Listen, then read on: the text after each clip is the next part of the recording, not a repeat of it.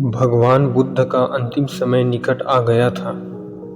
उनके सबसे निकट व अनन्य शिष्य आनंद बहुत विचलित थे कि भगवान हमेशा के लिए बिछड़ने वाले हैं। अतः आनंद के अस्तित्व को मथ रहा आर्त प्रश्न था कि अपने भगवान के बिना वे कैसे रह पाएंगे। यह तो अपने सर्वस्व को खोकर अनाथ होने जैसी स्थिति थी। भगवान बुद्ध आनंद व अन्य निकटस्थ शिष्यों की मन स्थिति को समझ रहे थे और वे इसका कालजयी समाधान देते हुए बोले, अपना दीपक आप बनो।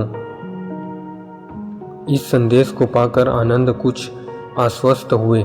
उनके अंतर प्रज्ञा के चक्षु खुले और वे अपनी साधना में मग्न हो गए। श्रीमद् भगवद गीता में उद्धृत आत्मा श्लोक के रूप में यही संदेश भगवान श्री कृष्ण विषादग्रस्त अर्जुन को देते हुए दिखते हैं और स्वयं ही अपने उद्धार की बात करते हैं तथा मन जैसे चंचल एवं प्रमथन स्वभाव वाले तत्व को अभ्यास एवं वैराग्य के साथ साधने का मार्गदर्शन देते हैं। यह प्रकारांतर में व्यक्ति के साधनात्मक पुरुषार्थ के ही महत्व को इंगित करता है।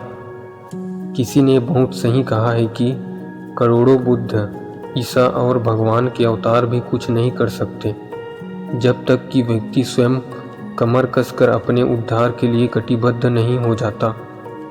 परम पूज्य गुरुदेव ने आत्मदेव की साधना जीवन देवता की उपासना साधना के रूप में इसी दर्शन का प्रतिपादन किया है। वे कहते हैं कि देवी देवता या कल्पित भगवान कब प्रसन्न होंगे व कब आशीर्वाद देंगे, मंत्रों के चमत्कार कब फलित होंगे, कुछ कह नहीं सकते। किंतु जीवन देवता आत्मदेव की साधना का फल प्रत्यक्ष है। इसकी साधना के फल तत्काल मिलते हैं। इसे गुरुदेव व्यवहारिक अध्यात्म के नाम से प्रतिपादित करते हैं, जिसके अंतर्गत वे आत्मबोध, तत्वबोध, संयम, स्वाध्याय, सेवा साधना आदि पर बल देते हैं। स्वामी विवेकानंद इसी व्यवहारिक अध्यात्म का प्रतिपादन करते हुए साधकों को दिशा बोध देते हुए गीता से अधिक फुटबॉल खेलने को महत्व देते थे। वे कहते थे कि एक बीमार व्यक्ति अभ्यास की सूक्ष्मता, अध्यात्म की सूक्ष्मता को कैसे समझ सकता है। वे पहले एक सबल शरीर एवं पुष्ट मांसपेशियों के विकास के लिए युवाओं को प्रेरित करते थे। अपने पैरों पर खड़ा होने व चरित्र गठन की बात करते थे। उनका मानना था कि एक निरोग एवं स्वस्थ व्यक्ति गीता को अधिक बेहतर समझ सकेगा। साथ ही स्वामी जी कहते थे कि व्यक्ति को स्वयं ही अंदर से आध्यात्मिक बनना होगा, कोई दूसरा आपको आध्यात्मिक नहीं बना सकता। वे कहते हैं कि अंतः प्रेरित होकर अपना उत्थान करते हुए परम लक्ष्य की ओर बढ़ना होगा। हालांकि अध्यात्म पथ में गुरु का अपना महत्व रहता है, लेकिन अंततः शिष्य को अपनी यात्रा स्वयं ही तय करनी होती है। अपने कर्मों का भोग स्वयं ही पूरा करना होता है। अपने प्रारब्ध जन कर्मों व संस्कारों की कारा को स्वयं ही तोड़ना होता है।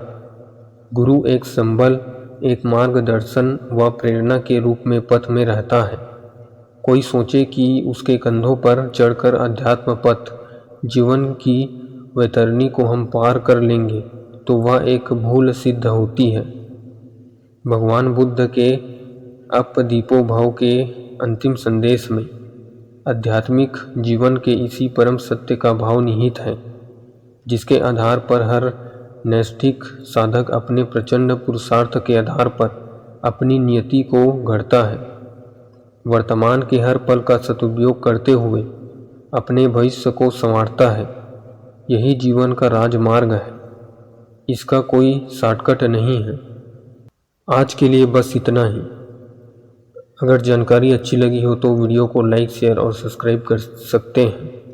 मिलते हैं इसी तरह की ज्ञानवर्धक बातों के साथ। राधे राधे।